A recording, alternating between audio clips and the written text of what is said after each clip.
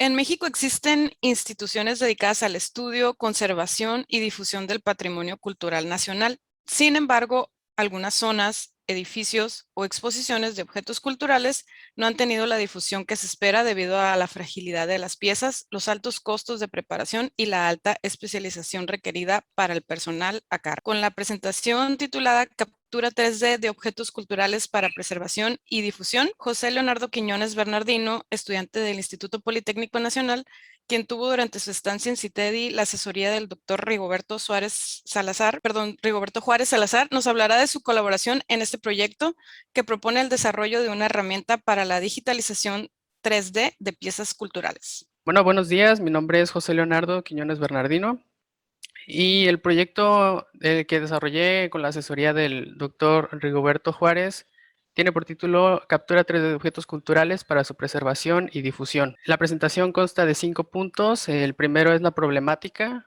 donde, bueno, vamos a describir un poco cuál es el contexto actual de la digitalización de algunos objetos culturales. En el segundo se va a hablar sobre la metodología empleada para la digitalización. Después se van a mostrar los resultados obtenidos. Más adelante se hablarán un poco sobre las conclusiones y las referencias que se utilizaron para este proyecto. La problemática.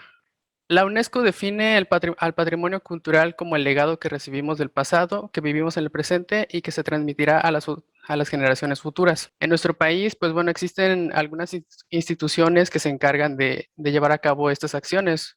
Algunos ejemplos de estos pues son el INAH, el INVAL y la CNMIE. Sin embargo, a pesar de los esfuerzos realizados, realizar una digitalización pues no es una tarea sencilla. Como ya lo mencionaba Carla en un principio, cuestiones como los costos de los equipos, la especialización en el uso de estos dispositivos o incluso el hecho de entrar en contacto con los objetos, pues han resultado en problemas para poder llevar a cabo una digitalización. Por esta razón se propone el método de proyección de franjas para poder realizar las digitalizaciones de estos objetos. Para este proyecto se construyó un perfilómetro óptico que consta de 3 dispositivos: un proyector, una cámara y una computadora. Y pues bueno, la pregunta que surge es, ¿cómo se realiza la digitalización 3D de estos objetos? Esencialmente, este proceso consta de 9 pasos. El primero de ellos es la captura de patrones de calibración, en la cual, pues como se puede observar en la imagen de arriba, es un patrón con una cuadrícula en forma de ajedrez con 2 colores, uno en color cian y otro en color amarillo. El paso número 2 es la detección de puntos de los patrones de calibración. Para poder realizar la calibración tanto de la cámara como del proyector, se utilizaron 2 canales, uno de color rojo y uno de color azul, en donde se identificaron 54 puntos en cada una de las 31 fotografías tomadas. Con estos puntos obtenidos se pudieron construir homografías que relacionan puntos del plano escena con puntos del plano dispositivo. En nuestro caso, pues son la cámara y el proyector. Una vez obtenidas las homografías, se extraen los parámetros intrínsecos y extrínsecos que, pues bueno, nos dan información del tamaño de píxel, tanto la anchura como la altura, en el caso de los parámetros intrínsecos, y en los parámetros extrínsecos se obtiene información respecto a la rotación y un vector de traslación. Con estos 2 parámetros es posible obtener la pose de la cámara, que nos indica la rotación que tiene, y el vector de traslación, que son las coordenadas que se encuentran en el espacio 3D. Posteriormente, el paso 5 es generar rejillas con múltiples frecuencias y corrimientos de fase. Estas rejillas pues nos van a servir para poder capturar los patrones de franjas de los objetos a digitalizar. Es decir, una vez que se crearon las rejillas, se coloca el objeto a digitalizar sobre una superficie y se proyectan estos patrones de franjas. Para el caso particular de este proyecto, se hicieron 2 experimentos, uno con 6 corrimientos de fase en cada una de las rejillas y otro con 12 corrimientos de fase. Entonces, el primero de 6 corrimientos de fase nos proporcionó 48 fotografías por cada rejilla, y el segundo de 12 corrimientos de fase nos proporcionó 96 fotografías por cada rejilla. Posteriormente se obtiene la demodulación de fase y después se procede con los datos obtenidos de la demodulación de fase a realizar la triangulación. Y por último, pues bueno, se procede al frentaje de la imagen y al acondicionamiento de la nube de puntos. Los resultados preliminares, pues bueno, antes de poder llevar a cabo la digitalización de los objetos, se tuvieron que realizar algunas pruebas. Una de ellas pues fue con este objeto, y en la imagen que se encuentra en la esquina superior izquierda, pues podemos observar que nada más está siendo iluminada por el proyector. El segundo paso, pues bueno, fue la proyección de los patrones de franja, y acá abajo podemos observar la nube de puntos dentro del objeto digitalizado ya en el espacio 3D. Y pues bueno, la cuarta imagen corresponde a la digitalización, pero pues con los colores del objeto. Como pueden observar, pues se obtuvieron algunos factores ahí no tan deseados dentro de una digitalización. Por ejemplo, estas líneas que generan ruido.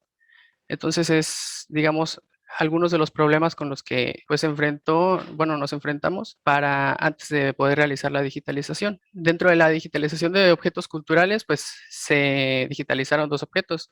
El primero de ellos es un perrito, eh, es un perrito tlalchichi. Está elaborado en barro y es originario del estado de Colima. En la segunda imagen podemos observar la proyección de franjas tanto en los ejes X como en los ejes Y. En la imagen de acá abajo podemos observar la demodulación de fase en los ejes X y Y, y pues bueno, la triangulación ya obtenida después de aplicar los filtros necesarios. Aquí se puede observar una primera digitalización del objeto contra una segunda digitalización de este mismo objeto. Como pueden observar, pues bueno, el primer resultado puede decirse que se obtuvo de manera correcta. Sin embargo, pues se observan elementos de ruido dentro de la digitalización, y para la segunda digitalización se muestra ahora la digitalización con los 12 corrimientos de fase. Esto pues permitió una mejor captura del objeto y también permitió eliminar el ruido de manera más sencilla. El segundo objeto digitalizado es el rey de Colimán tallado en piedra. Ese fue el último rey del territorio de Colima, y su reinado se remonta al periodo de la conquista de 1522. Igualmente, pues el proceso es el mismo. Se realizó la proyección de franjas en los ejes X y Y. Después se procedió a la demodulación de fase y a la triangulación del objeto. Igualmente, pues se presenta una primera digitalización contra una segunda digitalización. Igual en la primera digitalización, pues se puede observar un poco del ruido que presenta la digitalización. Y ya en el segundo, con los 12 corrimientos de fase, se mejoró esta parte del ruido. También dentro del grupo, pues, se llevaron a cabo diferentes proyectos en los que la digitalización 3D pues, puede tener aplicaciones. Uno de ellos es el monitoreo de puntos espaciales para la detección de riesgo en asentamientos urbanos en zonas de desnivel. Para este proyecto, pues la digitalización 3D permite analizar asentamientos en zonas de riesgo para evaluar fenómenos naturales como sismos, erosión o deslaves. El impacto de este proyecto está en desarrollar herramientas tecnológicas que permitan disminuir pérdidas inmuebles y vidas humanas en caso de desastres naturales. Y se muestran los resultados de este proyecto. Se construyó una maqueta y se realizó el mismo procedimiento que antes fue descrito.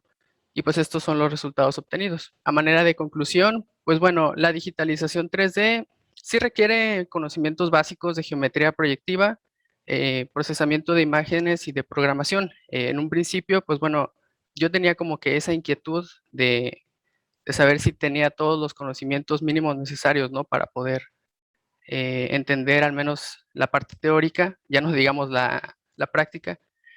Pero pues bueno, al estar en CITED y con la asesoría del doctor Rigoberto, pues me fui dando cuenta de que sí hay aspectos que pues no conocía. Sin embargo, pues con un poco de lectura y de investigación, pues bueno, todos los temas se fueron entendiendo conforme fuimos avanzando en la estancia. Otra de las conclusiones fue que este perfilómetro óptico es útil para la digitalización 3D de objetos culturales. ¿Por qué? Pues bueno, como ya les comentaba en un principio, algunas otras técnicas pues son un poco invasivas respecto a estas piezas, ¿no? Sabemos de la delicadeza que algunos objetos pueden tener, entonces este método no tiene que entrar en contacto con las piezas, y pues bueno, esto hace que únicamente al tener una cámara y proyectar estos patrones de franja, se puede realizar la digitalización sin problema alguno. Algunos factores a considerar para este método pues son los objetos estáticos, la luz ambiental y los tiempos de calibración. Si bien es cierto que es un buen método y de digitalización, que es de bajo costo también. Realmente, pues conseguir una cámara hoy en día no se puede realizar incluso con la cámara del celular y no implica quizá el gasto que se puede necesitar con cámaras más profesionales, ¿no? Respecto a la luz ambiental, algunas pruebas se realizaron a plena luz del día y los resultados no fueron tan correctos como los obtenidos, sino que la luz del ambiente pues afecta al momento de tomar las fotografías y pues también depende de la intensidad de luz que tenga el proyector, es decir, de cuántos lúmenes pueda tener para, pues bueno, no tener que se alcance a ver la imagen proyectada. Y pues bueno, este método, como ya lo comentaba, pues este método de digitalización ofrece unas ventajas de bajo costo y una alternativa de fácil uso para poder preservar el patrimonio cultural. Pues bueno, algunas de las referencias que se utilizaron en este trabajo, la primera es del Instituto Nacional de Antropología, de la cual se obtuvieron algunas imágenes vistas en la presentación. La segunda corresponde a la Organización de las Naciones Unidas para la Educación, la Ciencia y la Cultura, en la definición del patrimonio cultural. La tercera corresponde al periódico Colima Noticias, que se utilizó para conseguir un poco de información respecto a las piezas culturales.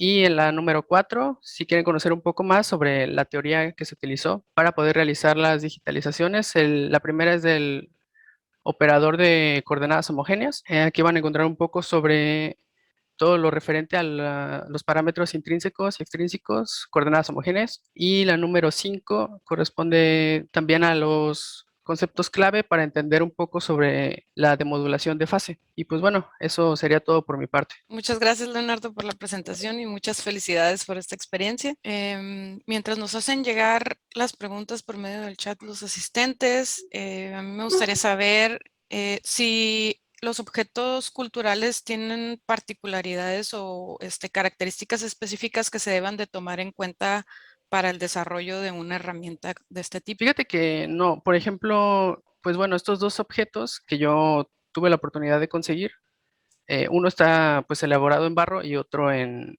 piedra, ¿no?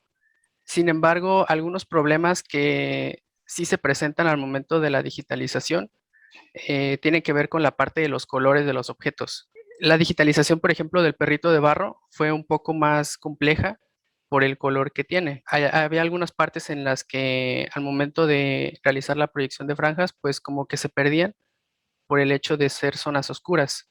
Aquí el color de la imagen de la derecha pues se puede ver un poco mejor que respecto al de la izquierda. Esta parte, por ejemplo, parecía ser una sombra y por esa razón se muestra como este ruido. La dificultad también bueno, no es tanto dificultad, sino el proceso de llevar a cabo la digitalización pues fue por partes, es decir, mostraba una cara, tomaba fotos de esa cara, después lo rotaba 90 grados, otra vez otras fotos, otra vez 90 grados y así me iba.